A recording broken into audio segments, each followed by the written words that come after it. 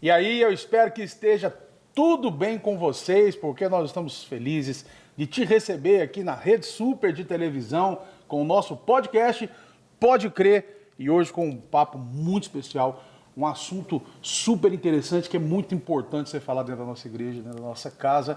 Estamos aqui com a Nina, pastora Nina, da Igreja Batista da Getsemane. Você é muito bem-vinda, viu? Muito obrigada, estou muito feliz. Nós estamos felizes de te receber, você tirar esse tempo na sua agenda, que eu sei que é corrido, para a gente poder falar um pouco sobre alguns assuntos, sobre a sua vida.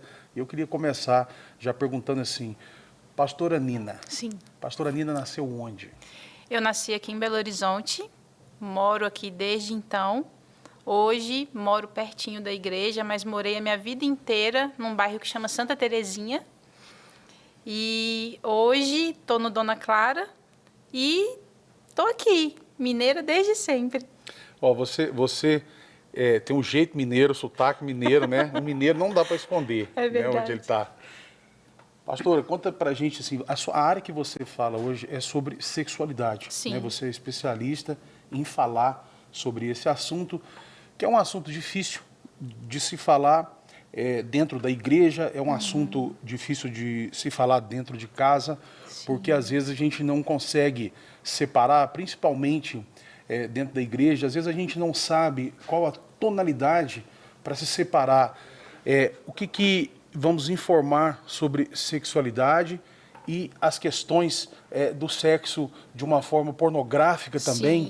Então fica muito difícil, às vezes, para as pessoas que não entendem desse assunto, de qual maneira que ela vai abordar, né, os adolescentes. Sim. Até uma criança também que tiver uma curiosidade de perguntar para um pai, né, o que é isso, o que é aquilo, e às vezes o pai não sabe, né, como explicar. Sim. Por meio dessas questões. Mas você é de uma família já cristã, evangélica, desde que você nasceu? Não, a minha família é cristã, mas católica. E meu pai veio de uma família espírita, minha mãe veio de uma família também, na verdade, várias experiências religiosas. E eu conheci Jesus com 24 anos. Foi no Loucos por Jesus no Mineirinho. E aí, com Lázaro cantando, nem sabia quem era. Olha. Aceitei Jesus, aí me chamaram no altar, no palco, na verdade, lá. E aí foi muito engraçado, porque eu recebi um livrinho, Sou de Jesus e Agora, e eu não conhecia o pastor Jorge. E aí atrás tinha ele, uma foto dele, foi muito legal, porque eu falei, gente, o autor do livro está aqui do meu lado. Então foi com 24 anos. A minha família ainda não é cristã, mas aos pouquinhos Deus tem mudado, transformado, sabe? E eu acredito que é questão de tempo também. E foi um amigo que te convidou para ir no Loucos por Jesus? Eu estudava no Cromos, e aí a gente tinha uma célula, e aí como teve esse congresso muito grande, ele me chamou, e eu fui. E foi naquela coisa óbvia, assim, numa hora lá no... Meu pai deixou, me emprestou o carro, eu fui, e uma hora ele pergunta, né? Lázaro pergunta, quem aceita Jesus, quem tem certeza, quem deseja. E eu achei que o Mineirinho inteiro ia levantar a mão. Sim. E aí eu levantei a mão e algumas pessoas levantaram, eu falei, meu Deus, eu fiz alguma coisa errada. E aí foi nesse dia, aceitei Jesus e depois não saí mais. Foi muito lindo. Que maravilha, que maravilha. Eu sei que você tem uma formação em consultoria de imagem. Sim. Né, em moda e tal. E por que você foi para esse assunto específico de sexualidade? O que te despertou estudar sobre isso, se especializar nisso e falar dessa área? Então, pastor Fábio, eu acho que a minha história direcionou a isso. Porque desde a minha infância, desde quando eu tinha 4 anos até os 15, eu passei por alguns tipos de abusos.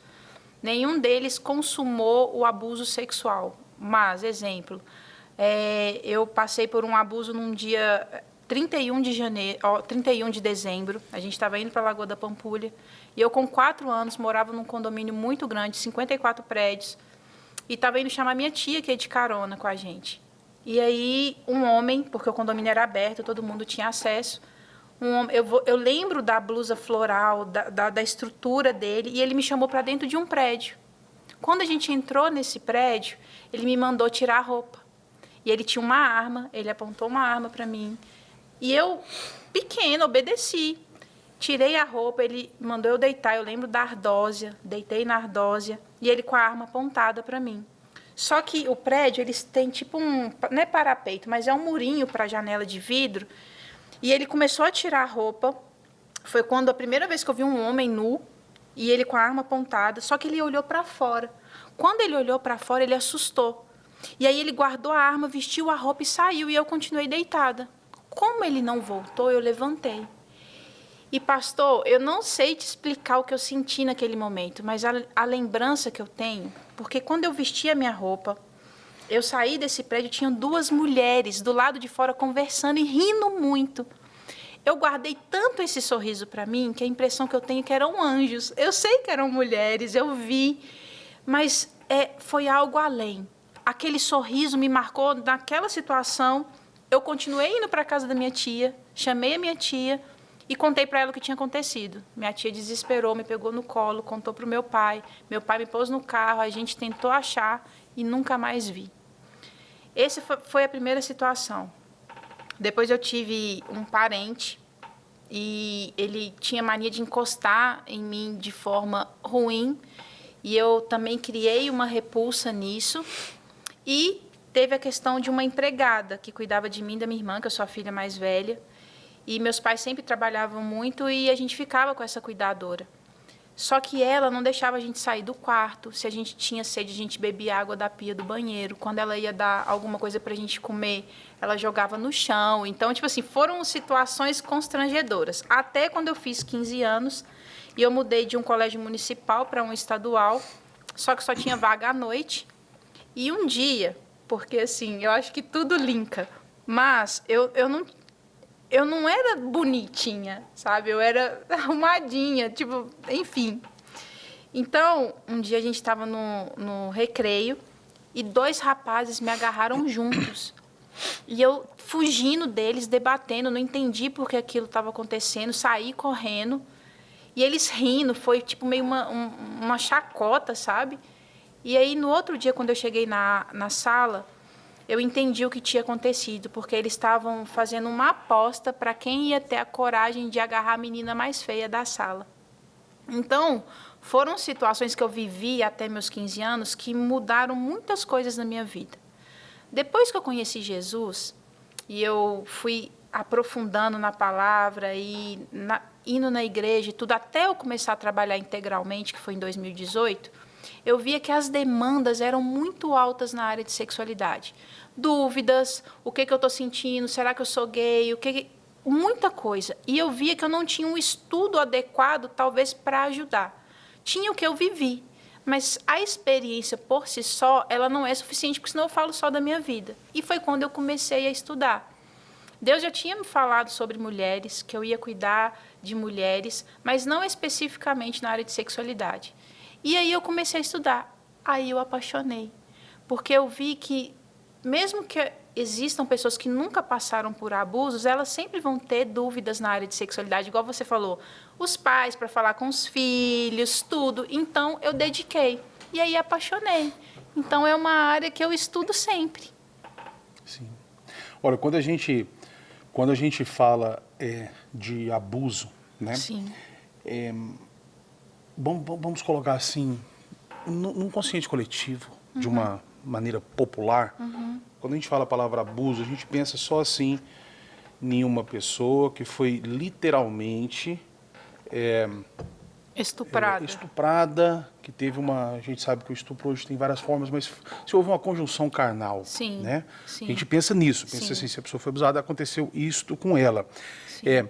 E isso é uma coisa muito séria, porque às vezes, como isso está muito no nosso consciente, que o abuso é exatamente isso, quando não acontece dessa forma, fica um pouco vago também, que pode não ter sido um abuso. Sim.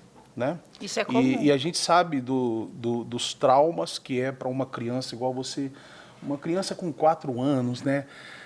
Ela é de uma pureza, de uma ingenuidade. Sim. Né? Que a pessoa, ela te apontou uma arma, mas com uma criança de 4 anos você nem precisaria apontar uma arma. Porque você falar com ela, você falar assim, se você não fizer isso, o bicho vai te pegar, hein? Vai aparecer um monstro à noite no seu quarto, ela já acredita naquela ideia, né? Ela obedece.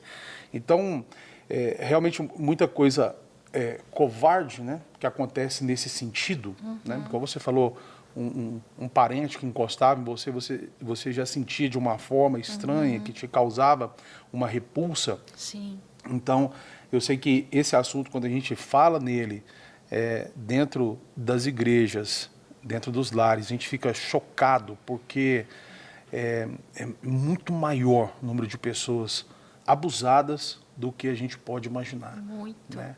Você chegou, quando você aconteceu isso, você falou 4 anos, você conseguiu contar para sua tia, né, que aconteceu isso, e houve ali uma proteção naquele momento ali, depois com você.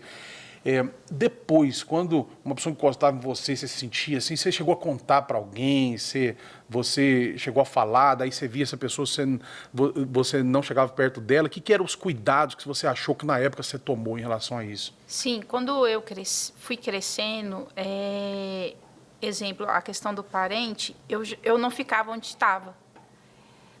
Por quê, pastor? Meu pai e minha mãe, eu sei que não por maldade, mas nunca falaram de sexualidade nem comigo, nem com a minha irmã. Então, o que a gente acaba aprendendo é o que a escola ensina, é o que a gente conversa com coleguinha, é o que a gente vai pegando.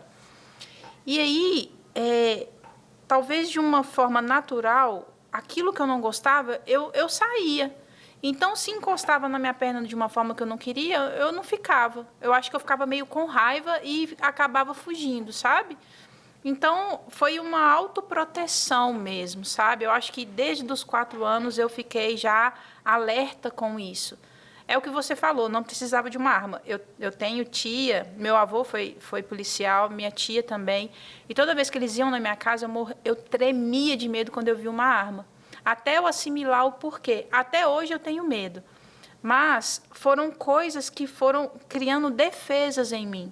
Então, eu fui crescendo e, automaticamente, aquilo que me incomodava, fisicamente, eu não ficava perto.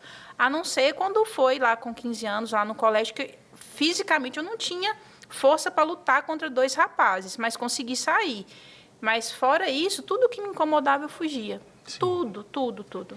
E o que você acha que é necessário para os pais hoje, né, hoje em dia, protegerem os seus filhos dessas ciladas malignas, dessas investidas? Porque, assim, a gente sabe que um abuso, igual no seu caso, nesse primeiro de 4 anos, era uma pessoa estranha que vocês não conheciam, não sabiam quem era, né? Sim. Mas a gente sabe que a maioria dos abusos, às vezes, é de pessoas que a criança já tem uma confiança, né? Sim. Já tem uma confiança estabelecida.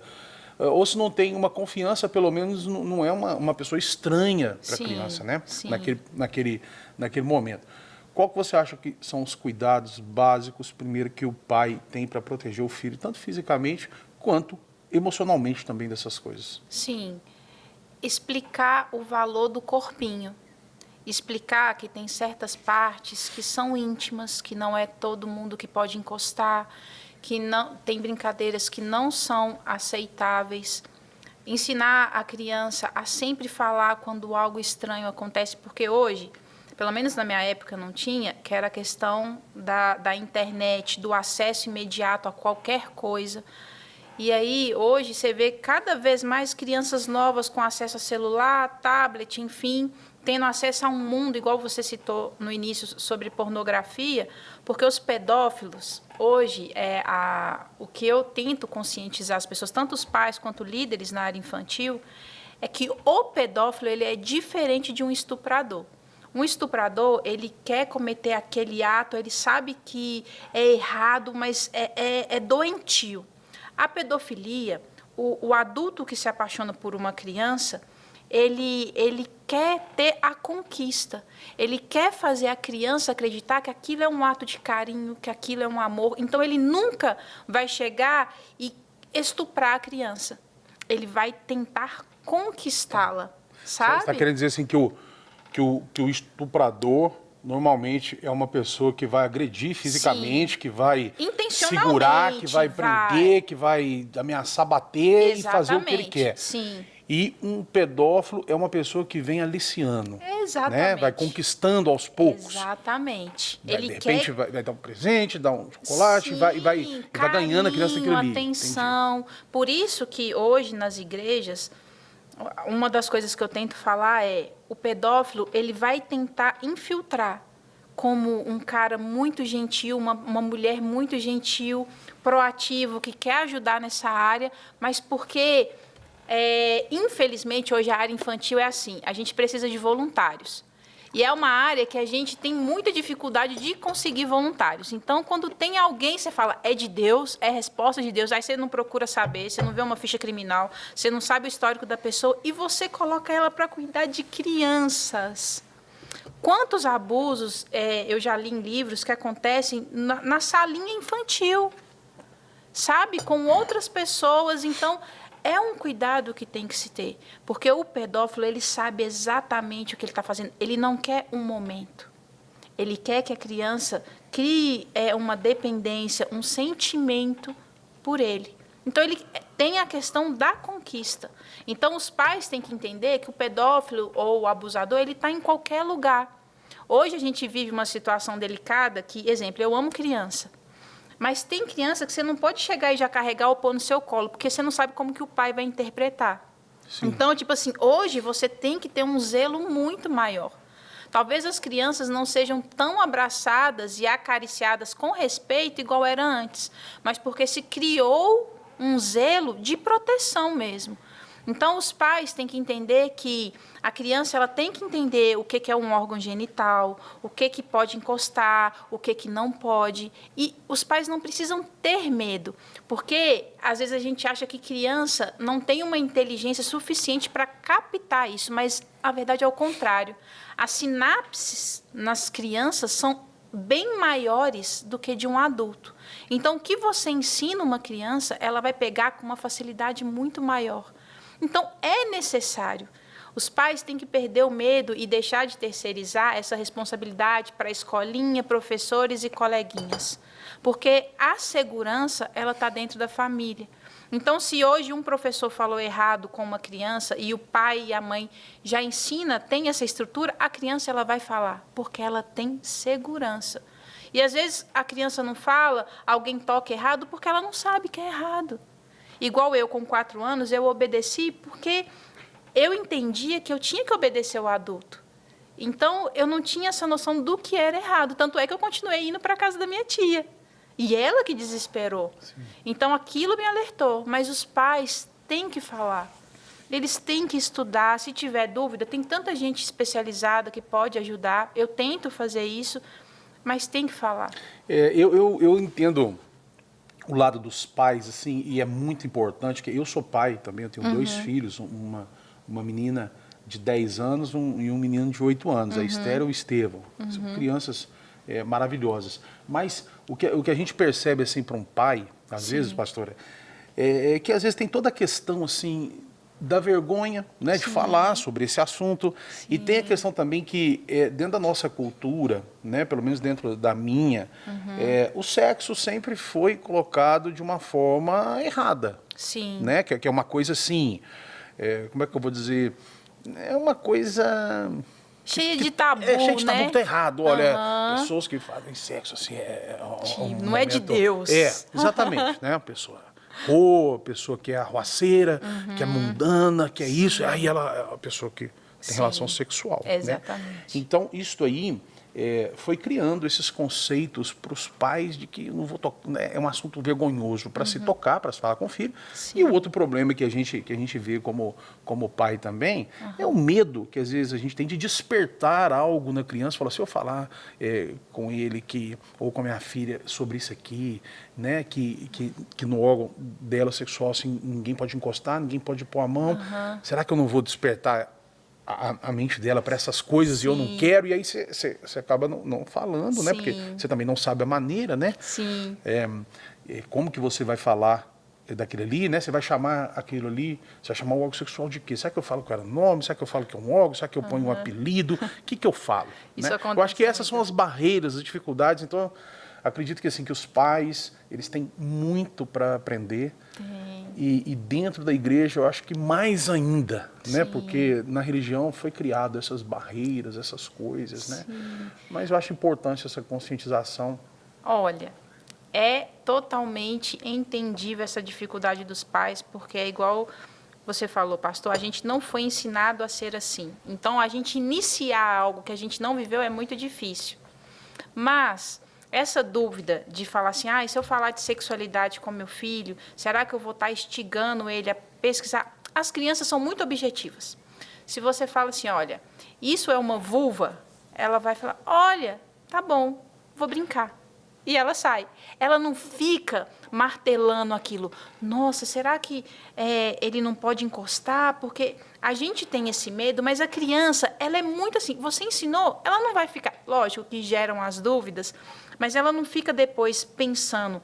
Se você explicou e acabou, aquilo para ela acabou também. Então, são tabus que a gente cria até para cuidar. Então, a criança ela não vai ficar, óbvio, que tem a linguagem infantil. Igual você falou, será que eu falo o nome correto? Será que eu crio um apelido? Eu sempre sou da opinião de falar o correto, porque os livros de biologia, as escolinhas, não vão pôr apelidos. Lógico que tem livros infantis e joguinhos que tem um apelido, tem um personagem e tal, então eu acho até legal. Mas a gente falar, não tem problema falar o correto. Não tem, é o nome, é igual a gente não tem apelido para o coração, a gente não tem apelido para a mão, para a perna. Então, eu acho que são coisas naturais do corpinho. Então, a forma que se fala, eu acho que também deixa a criança confortável, porque ela não vai ter medo depois de falar ou de perguntar. E aquilo que a gente não sabe, a gente não tem que inventar. Se uma criança faz uma pergunta difícil, mãe, como que eu surgi? Que são perguntas assim que pegam de surpresa. Você fala assim, olha, filha, eu vou pensar uma forma bonita para te explicar, porque agora eu não consigo, mas eu vou te falar. E ela vai esperar essa resposta. Mas a partir do momento que você deu essa resposta, ela não vai ficar assim, mas será que é assim? Será que realmente? Ela não vai. A criança ela é muito tranquila em relação a isso, sabe? Entendi. Olha, gente, nós estamos aqui conversando com a pastora Nina, que está falando com ela, é especialista na área de sexualidade, está falando com a gente desse assunto aqui. E eu vou perguntar para ela qual a idade, né, que vou fazer duas perguntas para ela. Primeiro, qual que é a idade que os pais devem abordar esse assunto com os filhos? E também, qual que é o procedimento de uma pessoa que foi abusada na infância, não contou para ninguém e ela carrega um trauma sobre isso? Olha, a gente... Bom, o que eu direciono? A criança, ela está sendo ensinada o tempo todo a partir do momento que ela nasce.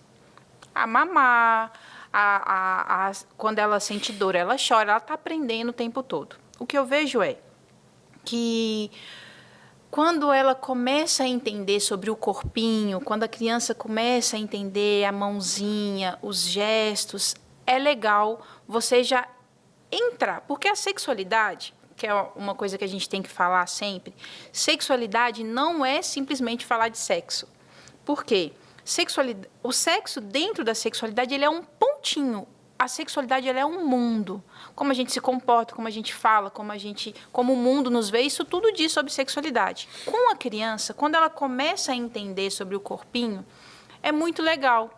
O pai já explicando, olha, essa é a mãozinha que o papai do céu fez, essa mãozinha serve para pegar. E o narizinho? Sempre os pais têm isso. Para que serve o narizinho? E a boquinha? Só que normalmente a gente não fala dos órgãos genitais. É como se fosse... É o que você falou antes. Tipo assim, existe um bloqueio. Ai, meu Deus, isso aqui Deus deixou para ser por último, enfim. Mas não... a gente pode ir colocando de uma forma muito sutil, principalmente quando a criança já vai para um berçário, quando ela já tem 1 aninho, que ela já consegue identificar as coisas, os carinhos, o que ela não gosta, porque a criança tem na personalidade, tem coisa que você faz que ela não gosta, é legal a gente já ir colocando devagarinho, sabe? Falando, contando historinhas que Deus criou o corpinho, que é tudo perfeito. E aí, quando ela for entendendo, cada vez que ela for crescendo, você vai colocando os limites necessários. Olha, A mãozinha, você não pode com essa mãozinha encostar em tal parte no corpo do amiguinho. Como o amiguinho não pode encostar no seu corpo, como o professor não pode, como a tia não pode. Isso aqui é seu, é íntimo. Isso aqui Papai do Céu fez para ficar guardadinho, ninguém pode encostar. Mas foi feito com muito carinho. Então, demonstrar o quanto o corpinho completo daquela criança ele é especial para Deus, que Deus criou tudo bonitinho, no jeito certinho. Então, a gente vai na linguagem mais infantil, abordando isso, e a gente vai vendo quando a criança vai tendo essas percepções, tendo esse entendimento. Porque quando acontecer qualquer coisa fora isso, ela vai falar. Exemplo, a mãe, mulher, óbvio, vai dar banho no filho menino. E aí ela vai lavar os órgãos íntimos da criança. Ela pode pedir licença. Olha, mamãe vai encostar aqui, você me dá licença, eu vou te lavar. Mostrar que existe um limite, que você está tocando porque você é o pai ou a mãe da criança, mas está sendo com respeito. Da mesma coisa quando vai no médico. Olha, o doutor vai tocar, mas ele pode. Então, assim, mostrar para ela que existem limites e pessoas que podem e não podem. Isso é muito importante para a criança. E isso não tem uma idade certinha. Tipo assim, eu vou te falar assim, com 1 ano você já pode explicar. Porque tem criança que pega antes e tem criança que demora um pouquinho mais. As que não perguntam, seria muito legal os pais terem isso já preparado. Porque mesmo que a criança não pergunte, o desenho vai falar, a professora vai falar, e dependendo do convívio que o coleguinha tem, o que é falado na família, o coleguinha vai falar. E eu acho que hoje um dos maiores perigos é a gente deixar essa responsabilidade do que é falado para pessoas que não fazem parte da família. Porque a gente não sabe como é falado, como é ensinado, e aí pode criar uma distorção muito grande, muito, sabe? Então, o perigo eu vejo que está aí. Sim. Então, a informação é uma forma de você dar uma segurança para o seu filho em relação a essas coisas. Claro. Pastora, e você que passou por isso na infância, teve esse trauma, e a gente sabe que muitas pessoas passaram por essa questão de abuso. E também nós temos assim relatos de pessoas que elas descobriram que elas foram abusadas com 3, 4, 5 anos, quando elas já tinham 20 anos, 30 anos, 40 anos, né? Sim. Que aí ela ouviu um relato e ela buscou na memória dela, né, que a memória dela tinha apagado aquilo ali. Ela falou, olha, quando eu tinha essa idade aconteceu isso comigo.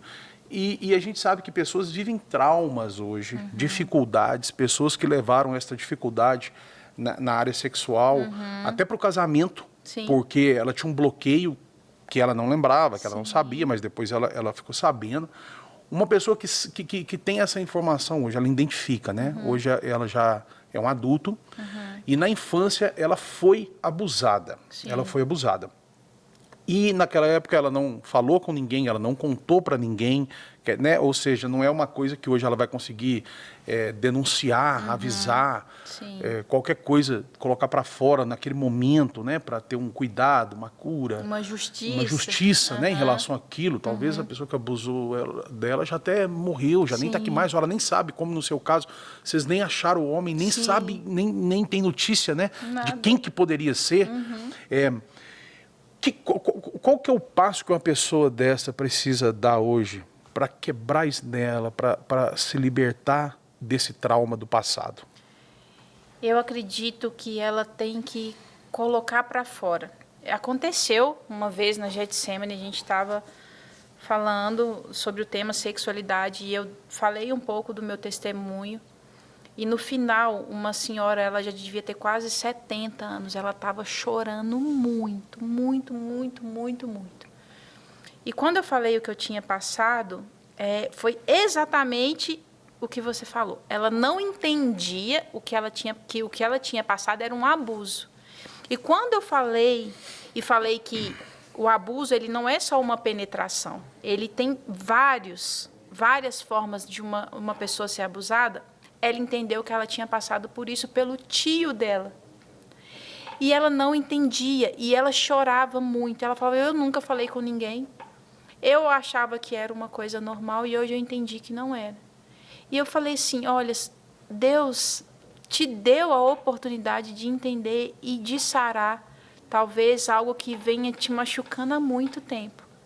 E aí eu abracei ela, porque na hora não tinha como eu sentar e conversar com ela, orei com ela, mas eu vi que naquele momento Deus estava tirando, porque o jeito que uma senhora de quase 70 anos estava chorando por uma lembrança da infância, Deus estava curando ali, sabe, de uma coisa que ela não tinha entendimento. Então, foi muito importante para ela. Acredito que ela deve, através disso, ter tido dificuldade de explicar para os filhos o que é sexualidade, o corpo, enfim, criado limitações. Mas quando a gente tem o entendimento do que é correto e do que é errado em relação ao corpo e em relação ao limite do outro, a gente, quando vive essa ultrapassagem de limite, quando a gente vive esse abuso, a gente tem que falar. A gente tem que ter alguém de confiança que a gente possa se desnudar mesmo, confessar pecado, falar dificuldades e principalmente coisas que a gente viveu. Então, é necessário, porque a cura, ela vem quando a ferida ela é exposta de alguma forma. E se a gente tenta guardar, e se a gente tenta sozinho se sarar, não consegue. Assim, óbvio que a gente não limita o agir de Deus, mas para a pessoa entender o que aconteceu, é necessário falar, sabe? Hoje é tudo muito claro, o que é um abuso, a forma que acontece, como as pessoas agem hoje. Então, assim, gente, a rede social, se você não toma cuidado hoje, você sofre abuso através de conversas, de direct, de WhatsApp. E se você se permite, se você não põe o limite, você acaba sendo coagido mesmo. Então, assim, é necessário falar. É necessário a igreja mostrar que existem pessoas aptas a ouvir e não condenar. Porque, às vezes, pastor, você é a vítima, mas, às vezes, você não é a vítima. Você é o culpado. E aí você se arrepende. Porque você tem uma história e, através da sua história, você acabou se tornando o que não deveria. E com quem que você vai falar? Porque existem feridas também, naquele que causa a dor e naquele que vive a vítima mesmo. Então, as pessoas têm que estar preparadas, sabe? A escutar, a direcionar, a entrar com a palavra para que a pessoa seja literalmente curada. Entendeu? E liberta. E assim, liberta. Desses traumas, que a cura Sim. ela vai trazer essa libertação. Sim. E automaticamente, em todas as outras coisas que ela travava, às vezes numa vida sexual, num casamento, no não descobrir o próprio corpo por causa desses traumas, e isso é quebrado. Mesmo que seja com uma senhora de 70 anos, que entendeu, sabe, a importância que ela tinha e da violação que ela viveu na infância.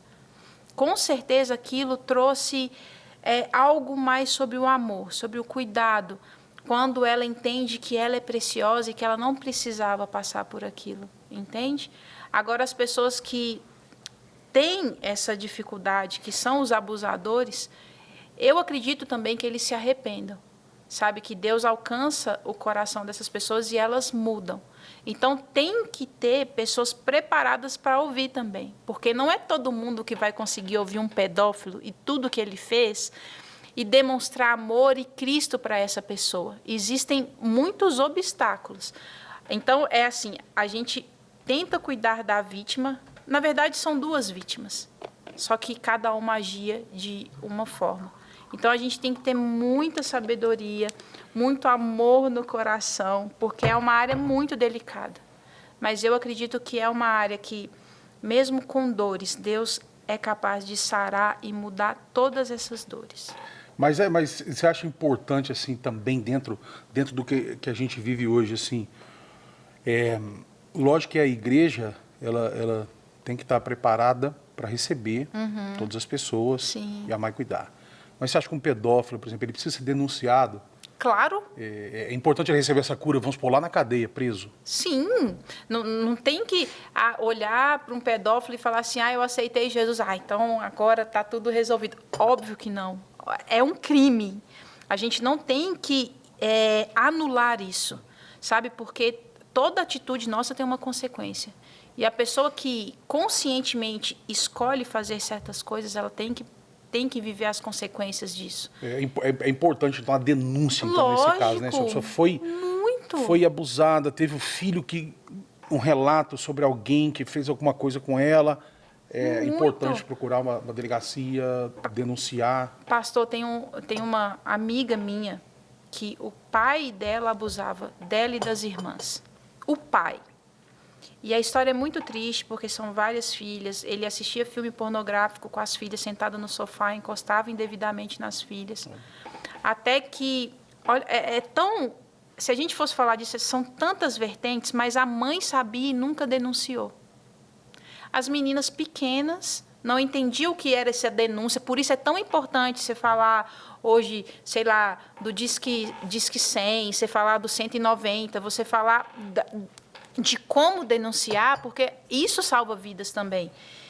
Até que um dia a vizinha denunciou e ele foi pego em flagrante. Hoje ele está preso. O pai, a esposa não queria denunciar, as filhas não tinham como falar.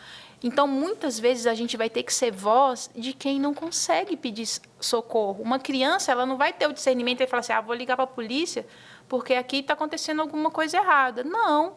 E é igual a gente fala, é muito próximo da gente, é muito perto, sabe? Então, a gente não tem que fechar os olhos, sabe? Então, meu Deus, são muitas crianças. Pastor, eu já fiz viagens missionárias e quando eu comecei a fazer as escolas de sexualidade, uma das coisas que eu questionava era, eu tenho vontade de estrangular, a raiva que eu sinto diante dos homens que abusam de crianças é muito grande. E o que eu faço com isso? Porque eu não sei. E aí eu lembro que um pastor falou comigo assim, Nina, quem poupa a gente de fazer algo ruim é o Espírito Santo. Porque o nosso senso de justiça ele é tão alto que, se dependesse, a gente pegaria e faria o mal para aquele que a gente sabe que prejudica uma criança. Mas é o Espírito Santo que nos segura. E eu vejo que é mesmo, porque tem certas notícias que tiram a gente do sério, que você fala, não é possível. Se fosse com meu filho, se fosse com meu sobrinho, se fosse com alguém que eu amo, eu viraria o mundo. Só que nessa hora a gente tem que pedir sabedoria e discernimento para o Espírito Santo para a gente não ter uma atitude que também prejudique as pessoas que a gente ama, de outra forma, mesmo sendo com esse lado justiceiro, sabe? Então, a área da sexualidade, ela te desestabiliza. Se é pelo sofrimento, a gente tem que buscar a cura. Mas se é pela justiça, a gente tem que buscar sabedoria para a gente não fazer do nosso jeito, sabe? Então, a gente tem que denunciar mesmo, a gente não tem que fechar os olhos, a gente tem que ser voz para quem não consegue pedir socorro. Então, tudo isso a gente tem que fazer. Porque eu sempre vejo, fico pensando assim, nas crianças, né? E eu tenho amigas que têm trabalho assim maravilhoso com crianças que são órfãos, elas dão a vida assim para aquele trabalho ali. Então a gente vê que tem filhos, eu vejo assim como a criança é vulnerável, né? Como ela é indefesa mesmo. Sim. Ela tá ali com a gente, eu tô com os meus filhos ali, cuidando deles, andando com eles, e às vezes eu olho para eles e penso assim, eu sei que nós vamos falar assim na igreja, olha, não tem pecado maior, não tem pecado menor, pecado Sim. é pecado e tal, e a gente sabe das consequências de todo pecado. Só que uma pessoa, quando ela intenta contra uma criança, né, ela está ali realmente contra alguém que ela sabe que não tem chance nenhuma de defesa sobre aquilo ali. Né? Às vezes até para falar mesmo, igual você disse, aí uma criança não sabe, falou, peraí, essa pessoa tentou isso aqui contra mim, deixa eu falar para alguém, ela tem medo às vezes de falar e sentir que ela está errada daí, né? Quantas crianças às vezes já tentaram falar que aconteceu isso e às vezes a mãe, o pai ou alguém falou, não, não tem nada disso não, sei que isso acontece muito. Inventando, e a criança acaba se bloqueando daquilo ali. Então, é importante todo esse senso de justiça ser canalizado, né, para a voz de quem não tem, de quem não tem voz, né? Então, você fica aí, olha, a dica para você, se você sabe que aí no seu bairro uma criança é abusada, na sua igreja, onde for, que uma criança ela é maltratada, acontece esse tipo de coisa, né? Você pode denunciar, né? Pode. Sobre essa criança, ou essas crianças, né? Que a gente sabe que crianças são abusadas também, assim, às vezes 2 filhos, 3 filhos. Não, vou te falar. Outras pessoas. Pastor, uma coisa que eu vivi quando eu ainda morava com os meus pais. Tinha uma vizinha e o filho dela, mais velho, ele é muito agressivo. E a gente escutava ele gritando, enfim. E tinha uma criancinha, a gente sempre escutava chorando. Eu falei com a minha mãe, pois eu vou ligar para a polícia. A minha mãe falou assim, não vai não. Eu falei, vou mãe, porque a gente não tem que esperar o pior acontecer para depois falar, não fiz nada. Então existe um medo, quando a gente fala de denúncia, a pessoa vai saber que foi eu que denunciei. E fulano vai vir atrás de mim. Não vai. Gente, se existe esse medo, você pode fazer uma denúncia, não precisa se identificar. Vai ser criado, exemplo, na questão de abuso infantil, vai ser criada uma busca mesmo, eles vão acompanhar. Então, a gente não tem que se calar. A gente tem exemplos de inúmeras crianças que passaram por abuso físico, não só sexual, mas físico, maltratos e tudo. E as pessoas, quando a criança morre, aí surge um tanto de vizinho que falava, mas eu via, mas ninguém se posicionou. Então, a gente não tem que ter esse medo, a gente tem que querer cuidar mesmo e amar. E se hoje a forma que você tem é através de uma denúncia anônima, que você faça. Sabe, gente, é muita criança... se a gente vai falar em outros casos, sendo vendida pelos pais no interior para ter relação com caminhoneiros, para ter o sustento da família. E tem que denunciar, sabe? Então, assim, se você vê o seu vizinho, uma criança chorando demais, gritaria demais, tem que denunciar. Essas pessoas têm que entender que elas estão sendo vistas, sabe? Que se elas estão escolhendo fazer o errado, elas vão pagar por isso. Então, só que não é com as nossas mãos, a justiça própria, mas Deus está nisso também. Então, se Ele deu para a gente um meio, que é uma denúncia através de um telefone, a gente faz. Porque senão a gente vai continuar assistindo, vendo o sofrimento e deixando ele acontecer. E achando, não é dentro da minha casa. Exatamente. Né? Exatamente. Pastor, olha, foi muito bom conversar com você. Viu?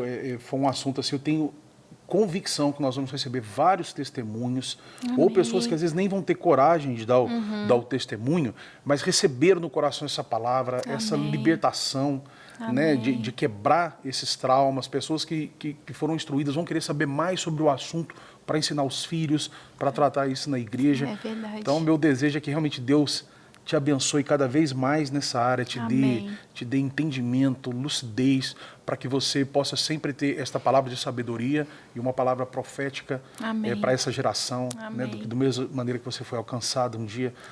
Tenho certeza que muitas pessoas vão ser alcançadas através da sua vida também e libertas através dessa área. Quero te agradecer imensamente por você ter vindo aqui no programa. O prazer foi meu, a honra é minha. E o que eu puder ajudar, eu estou aqui, estou estudando sempre e a gente tem que cuidar mesmo. A área da sexualidade é uma área linda, é uma área criada com amor. Então, se for necessário a gente quebrar tabu, a gente vai quebrar todos os tabus necessários para que as pessoas entendam que Deus fez tudo perfeito para a gente viver da melhor forma possível. Que maravilha. Nós pode colocar a sua rede social aqui, pode. Se alguém quiser entrar em contato, uma mãe que tem dúvida. Então, vamos deixar aqui a rede social da pastora Nina para você conhecer mais, de repente conversar com ela, tirar uma dúvida, fazer um convite para ela, quem sabe, falar desse assunto aí na sua igreja. Leva o nosso abraço para o pastor Jorge, viu? Que é uma pessoa maravilhosa, uma pessoa querida, Igreja Batista. Getsemane é nossa igreja irmã. A pastora Daniela Linhares, quando soube que eu ia vir aqui, abençoou e apoiou. Então, assim, eles são apaixonados. Então, pode deixar que eu levo. Eles também. Deus te abençoe, Amém. Que Deus abençoe você também, aí do outro lado da tela. E fique com a gente, porque aqui na Rede Super tem muito mais.